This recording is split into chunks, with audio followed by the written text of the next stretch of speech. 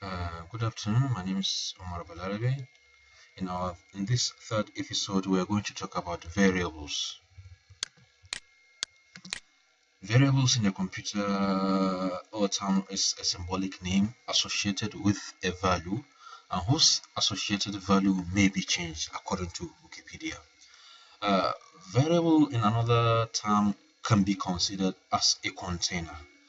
So in a computer world, if you want to store a data into something like in a programming language, you need to declare a variable in which that variable will hold your data. That data can be a string, that is a combination of characters. For example, you want to store a name, for example, let's say color of a house, green. So you can declare your variable. You can have a variable called house in which you store the color of the house, green, to your variable.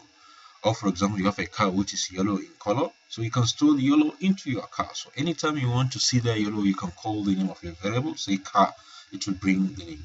Or you have a number 6. So you can declare your variable as a number, and then the name of your variable to be a number, and store 6 into it.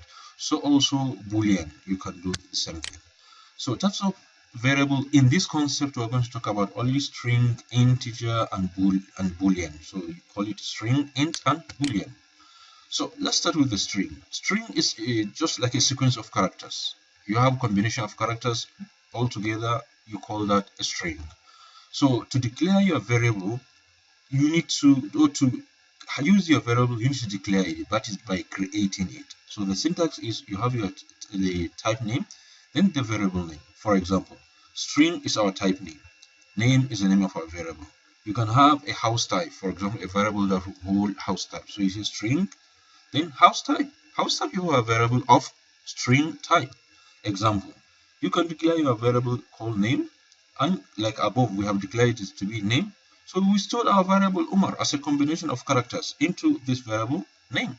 So also if we were like, for example, type of house as we declare it at the top, that is we created it at the top. So we can now unstore the type of our house, story building or flat house, and store it into your variable called house type. That is for string. And if we look at integer is a datum of integrated data type.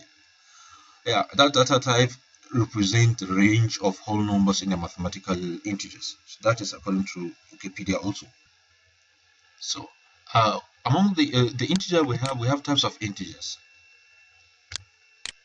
We have s byte, byte, short, int, long, and long.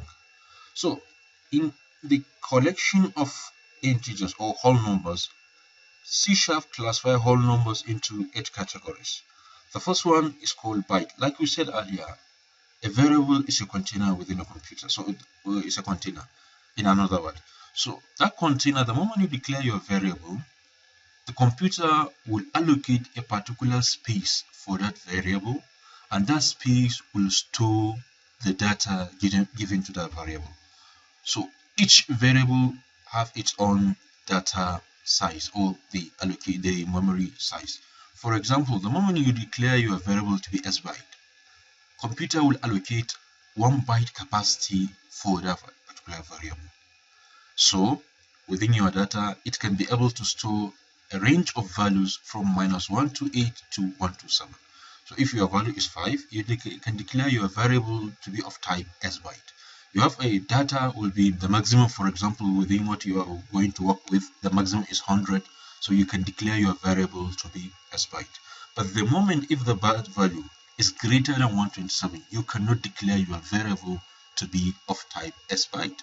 So in that case, if the value is more than 127, you go to the next level and declare your variable to be of type byte, which will still hold memory location of 1 byte, but the ranges will be from 0 to 255. So if the value you have, there is no negative in it, is from 0 to 255, you declare it to be of type byte.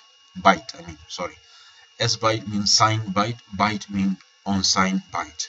So the next level, for example, if your value is going to be greater than 255, you go ahead and declare your one to be what of type short. Type short will be 2 byte. The allocation will be of 2 byte, the size of your memory, and the value is from minus 32,768 to 32,767. So any value you have within this range, you can go ahead and declare your variable of short, while the u short is from 0 to 65,535. So if you know the value you are going to work is more than this, it's beyond a couple of 100,000, up to a billion, for example, it's better to declare your variable of type int. So it will hold from minus 2 billion to 2 billion, meaning 10 digits.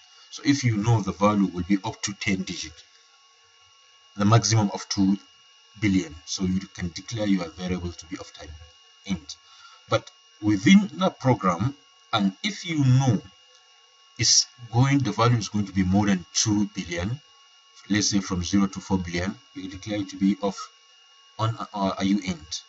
And lastly, we have long and ulong. Long will be minus 10 to the power of 20 to 10 to the power of 20, and for ulong is from 0 to 20 to the power of 20 times 10 to the power of 20. So this is all about integer. So the last category is boolean. Boolean is, for example, you want to work with the logical either true or false. So the short word for declaring it is bool. So declare bool, for example, hungry. So now we are declaring a variable called name hungry of type bool. So you can come now and say hungry equals to true.